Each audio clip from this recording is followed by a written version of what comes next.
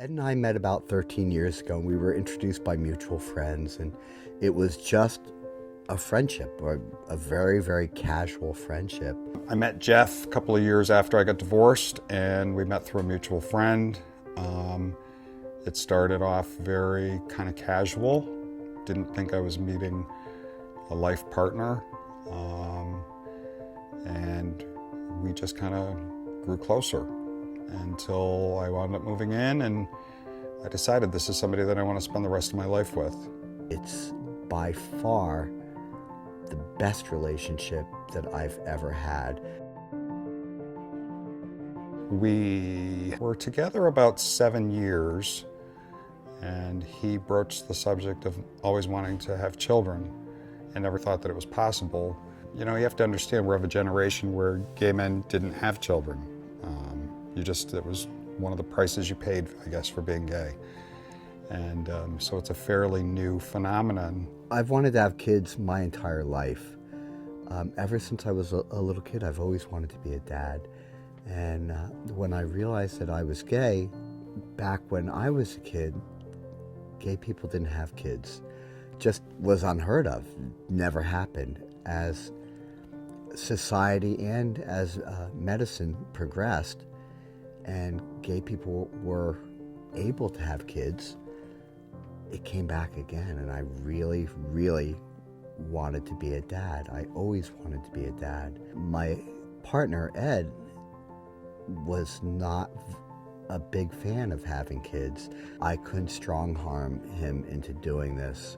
This wasn't the type of thing that I could wear him down until he finally agreed, only because raising children is a decision that both parents have to make. So we went out to dinner, and I was sitting here, Ed was sitting across from me, and at the table to my left, out of Ed's line of sight, was a couple about our age that had 3 adopted children. And Ed could just sense the sadness and the emptiness in my eyes, just a longing to be a dad. I don't know at what point it happened, but I went from somebody who really didn't want to have another child to somebody that suddenly wanted to have babies and was scared to death. It was an incredible challenge that we had to overcome to figure out how we would do this. Ed is always the one that is my better half, and I don't use that term lightly. We complement one another in every single way. When the two of us put our minds together, and they're very different minds, when we put our minds together, we can overcome anything. We met with a surrogacy agency in Boston that's specialized in gay couples. They said, "Did you choose a fertility clinic yet?" And we were like, "No, we thought you guys were going to take care of all this." But so they gave us the name of 2 different fertility clinics, one of which being RMACT. We had a Skype interview scheduled with both of them, and after the Skype interview with Dr. Leonderis, we felt really good about going with the one in Connecticut. RMACT it was, and so now we had a surrogate, we had an egg donor.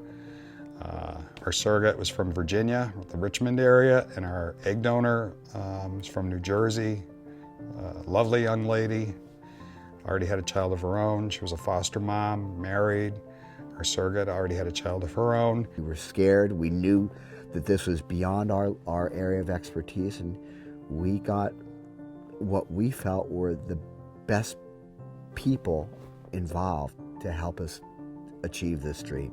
We found that on the advice of the surrogacy agency, it's always better to have your egg donor and your surrogate separate. The surrogate came up in December of 2013, and that was our first time actually going to RMACT, and we met with a social worker. It was one of those things that as you're going through it, it didn't seem that valuable, but a lot of the things she said to us at that little 1-hour therapy session have so many times over the last 2 years rung back about managing expectations, and as soon as you think that something's going to be a certain way, it winds up being something completely different. That is also when we met Nora, who was kind of, we used to call her our baby concierge. Because she would be the one that, she would be our contact, go-to person. Also, Jill was the person who scheduled everything. She was great too. Actually, there isn't anybody that we've dealt with at our MACT that wasn't great. This is not an advertisement. I don't give praise where it's not due.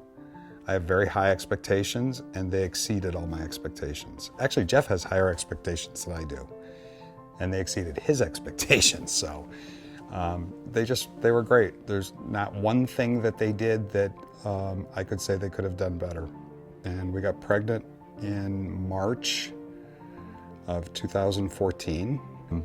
At that point, I was in a state of shock. Jeff was thrilled. Dr. Leonderis was very good about telling us, you know, there's a 80% chance of this and a 20% chance of this, and this could happen and this could happen. And the boys were born September 4th, 2014. I made very clear to them just how grateful I was to everyone that we met with. To Mark, to Nora, and to Jill, who were our three main contacts. But we made the best decision. And I think that they all know just how grateful we are.